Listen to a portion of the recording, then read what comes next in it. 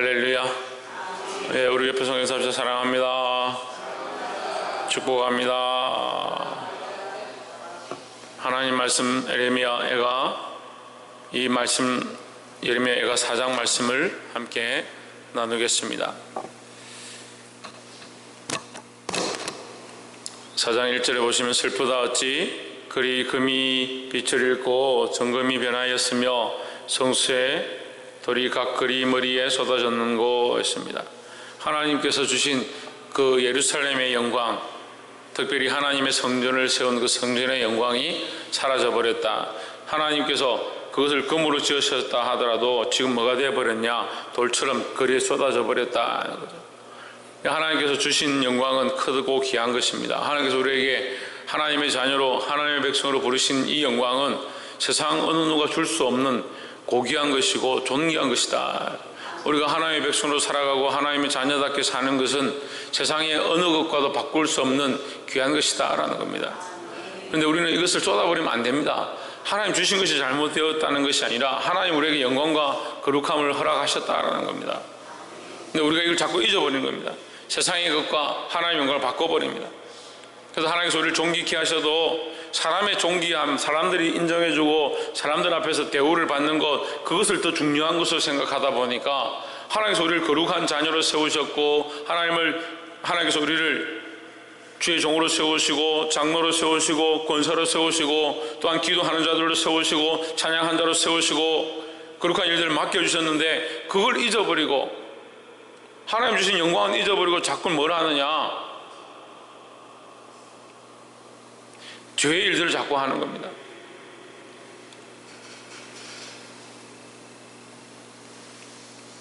하나님의 영광이 어떻게 되냐? 그 금으로 세운 것이 어떻게 되냐? 길거리 돌이 되어버렸네.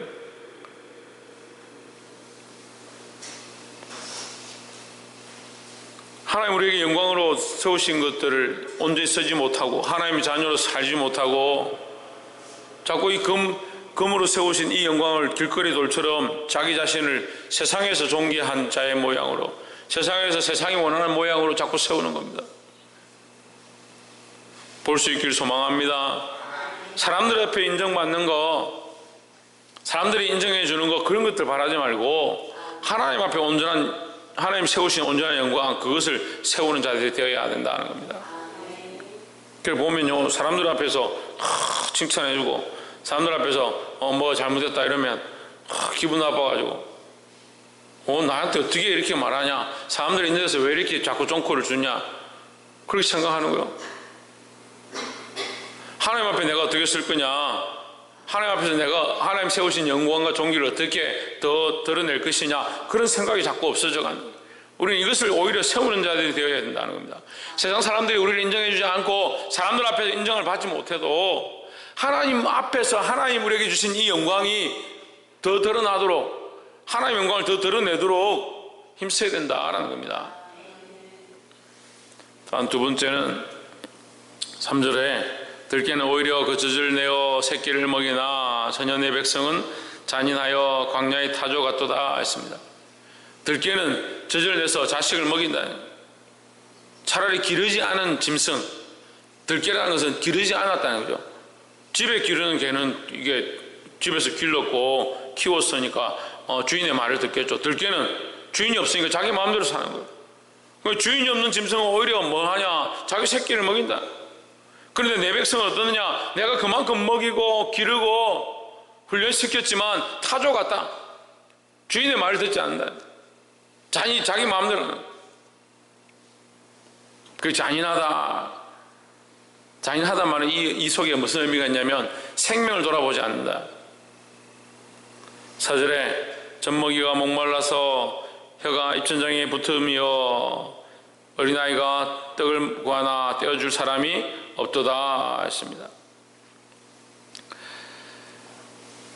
성경의 가장 이 비참한 말씀 중에 한 부분이 이 예레미야가 4장에 나옵니다. 8절에 이제는 그 얼굴이 숯보다 검고 그 가죽이 뼈보다 뼈에 붙어 막대기같이 말랐으니 거리에서 알 사람이 없도다. 이것은 우리가 처음 말한 것처럼 그 영광과 존귀로 입었던 자가 오히려 영적으로 다 말라버렸다. 우리에게 적용하는 겁니다. 영적으로 말라버렸다. 우리가 사람들에게 어떻게 인정받느냐 이게 중요한 게 아니라요. 그게 아니라 우리가 영적으로 얼마나 풍성하고 부유하고 성령으로 충만하냐. 그 성령의 충만함을 사모해야 된다는 거예요.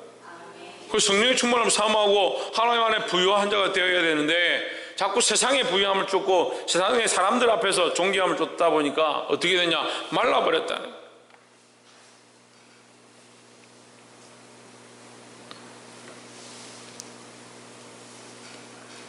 10절에 처녀 내 백성에 멸망할 때에 딸 내 백성에 멸망할 때에 자비한 부녀가 손으로 자기 자녀를 삶아 식물을 삼았도다 하십니다. 여기에 누가 나오냐면 자비한 부녀다. 자비한 그 부모가 자비롭고 사람들 보기에 참 인자하고 참 좋은 사람처럼 보이는데 그들이 배가 고파서 결국 어떻게 하냐? 굶고 굶다 보니까 결국 어떻게 하냐? 그 자녀들을 삶아 먹어버렸다. 이게 예루살렘의 아주 비참한 모양입니다. 그런데요, 오늘날 이 시대가 멸망 가운데 마지막 시대가 다 돼가면요, 영적 기갈이 일어나서 어떻게 되냐면 우리는 하나님의 존귀함을 잊고 생명을 흘려보내는 자, 복음을 흘려보내고 생명을 살리는 역할을 하고 어린아이들에게 젖을 먹이는 자들의 역할을 해야 되는데 오히려 어떻게 하냐? 그들에게 생명을 빼앗는 자가 되는 거예요. 우리는 생명을 빼앗는 자가 아니라 생명을 주는 자가 되어야 합니다. 우리를 그렇게 부르셨고 그것이 우리의 사명입니다. 우리에게 마지막 주님이 주신 명령이 뭐냐? 생명을 나눠주는 자, 복음을 나눠주는 자, 하나님 말씀을 가르치는 자. 그래서 결국 그들을 제자 삼는 자가 되라고 말씀하셨는데 이 세워진 자들이 하나님 앞에 하나님의 영광을 입은 자들이 하나님의 자녀로 부르심을 받은 자들이 이 부르심에 대한 소명을 잊어버리면 뭘 하느냐? 생명을 전달하는 것이 아니라 오히려 그들의 생명을 빼앗는 자가 된다. 오늘 이 시대에 우리가 생명을 전달자, 하나님의 복음의 전달자, 영혼을 살리는 자의 역할을 감당해야 합니다. 자꾸 사람들의 의식하고 사람들 앞에서 존귀함을 구하고 그렇지 않으면 기분 나빠하고 먹고 사는 것과 세상에 인정받는 것들 쫓아가다 보니까 영적으로는 말라서 뼈밖에 없는 사람처럼 보이는데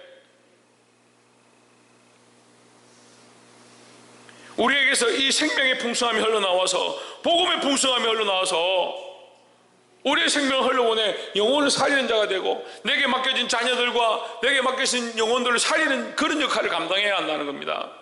오늘 이것이 우리에게 분명히 하나님 주시는 말씀이고 이것이 우리에게 주시는 생명의 말씀이라는 겁니다.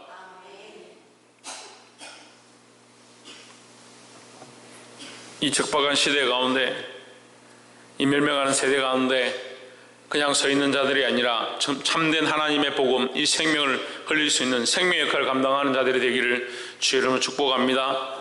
이 시대는 먹을 것이 없어서 기갈한 것이 아니고 입을 것이 없어서 헐벗은 것이 아니고 영적 기갈이고 하나님의 말씀을 듣지 못한 기갈이다 하는 거예요. 이 말씀을 듣고 깨달은 자들이 되어서 온전한 생명 흘리기를 주의 이름으로 축복합니다.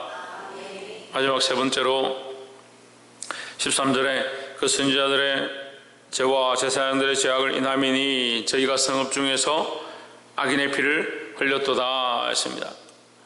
자, 여러분, 이 선지자들과 제사장들, 이게 오늘날 세워진 자들입니다. 세워진 자들이 뭘 했느냐? 성읍 중에서 의인의 피를 흘렸도다. 근데 16절에 보면요, 여호와께서 노아에 헛되시고 그 이스라엘을 심판하시는데 왜 하느냐? 다시 경고치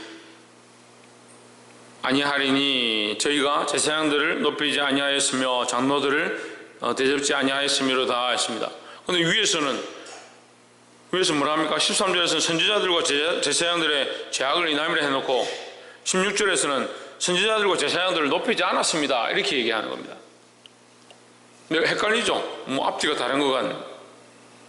근데 13절에 무슨 얘기를 하냐면요, 의인의 피를 흘렸다. 선지자들과 제사장들조차도 의인의 피를 흘렸다는, 선지자들과 제사장들이 뭘 해야 되냐? 의로운 역할을 똑바로 해야 된다는 거예요. 이 의에 대하여, 하나님 앞에 복음에 대하여, 하나님 말씀에 대하여, 하나님에 대하여 똑바로 서 있는 의로운 자리에 있어야 된다는 거예요. 그 어려운 자리에 있지 않으면 이 선지자들과 제사장들이 13절에 있는 것처럼 죄악을 인함이니 저희가 성읍 중에서 의인의 피를 흘렸도다. 선지자들과 제사장들이 그 역할을 못했기 때문에 그들이 또한 피를 흘리게 될 것이다는 거예요. 그럼 선지자들과 제사장들은 뭘 해야 되냐? 의인의 자리에 서야 돼요. 의인의 자리에. 하나님의 말씀 앞에 서고요, 우리가 온전히 의인이 될 수 없지만 의로운 자리에 서려고 몸부림쳐야 하고, 특별히 예수 그리스도로 옷 입은 자리에 서야 된다는 거예요.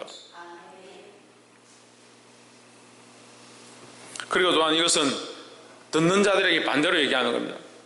선지자들과 제사장들, 장로들의 말을 들으라는 거예요. 하나님 세우신 자의 말을 들으라는 겁니다. 우리 세우신 자들의 말을 들어야 되죠. 근데 여러분, 반대로 얘기하면 또한 반대로 얘기하면, 세우신 자들의 말을 들었는데 세우신 자들의 생명이 없고 그가 말랐으면 그로 말미암은 젖을 먹을 수 없고 그로 말미암은 꼴을 얻을 수 없고 그를 통해서 흘러오는 복음을 들을 수 없다. 그럼 뭐합니까? 자식을 삶아 먹는 것과 똑같은 역할이 되는 겁니다. 세워진 자들이 깨어서 하나님 앞에 서 있고 하나님의 은혜를 받고 하나님의 말씀을 깨달아서 그 말씀을 똑바로 흘려보내면 하나님 우리에게 맡기신 생명을 살리는 역할을 하는 건데, 우리가 그렇게 하지 않고 다른 것들을 쫓아가다 보면 뭘 하느냐? 제사장과 선지자의 제목은 있고 그 명찰은 붙었고 장로의 직임은 자리에 있는데 뭘 하고 있느냐? 생명을 빼앗는 역할을 하는 거예요. 하나님 우리의 부르신 목적을 따라서 생명을 살리는 역할을 감당하고 내게 맡기신 영혼들, 내게 주어진 영혼들을 살려 일으키는 역할을 하라고 말씀하고 있는 겁니다. 말씀을 맺겠습니다. 우리가 여기서 하나님을 원망할 게 하나도 없습니다. 하나님 우리에게 분명히 첫 번째 1절에도 말한 것처럼 하나님 우리에게 영광으로 입히셨다, 금으로 입히셨다라고 말씀합니다. 우리에게 금을 주셨는데 우리는 이걸 뭘로 만드냐? 돌로 만든다. 하나님 우리 종교의 관을 세우시고 하나님 백성의 거룩한 역할을 감당하도록 많은 생명들을 진리 가운데 이끄는 역할을 하도록 우리를 부르셨습니다. 부르신 자들이, 세워진 자들이 역할을 감당하지 못하고 자꾸 세상을 바라보면 뭐가 되느냐? 생명을 주는 자가 아니라 생명을 빼앗는 자가 되는 겁니다. 하나님 우리에게 생명을 이미 허락하셨고 구원의 소망을 허락하셨고 우리에게 살게 하셨고 하나님 나라를 바라보게 하셨습니다. 이것은 뭡니까? 우리에게 이미 생명을 허락하셨다는 겁니다. 그리고 지금 우리는 생명을 얻는데 급급한 게 아니라 이미 얻었으니까 이 생명을 나눠주는 역할을 해야 되는 겁니다. 우리에게 주신 생명들, 우리에게 주신 영혼들, 우리에게 맡기신 자들을 위하여 그들에게 생명을 나눠주는 역할을 감당해야 된다. 그것이 세워진 자, 제사장과 선지자, 장로들에 대한 직임이고, 그들이 의로운 일을 어떻게 하느냐? 하나님 말씀하신 것들을 똑바로 흘려보내고 하나님 말씀하신 이 복음을 많은 사람들에게 똑바로 전하는 역할을 감당할 때에 내가 살고 나와 함께 있는 자가 살고 예루살렘이 살고 유대와 온 사마리아와 땅끝까지 이르러 살아나는 역사가 나타날 것이다 라는 겁니다.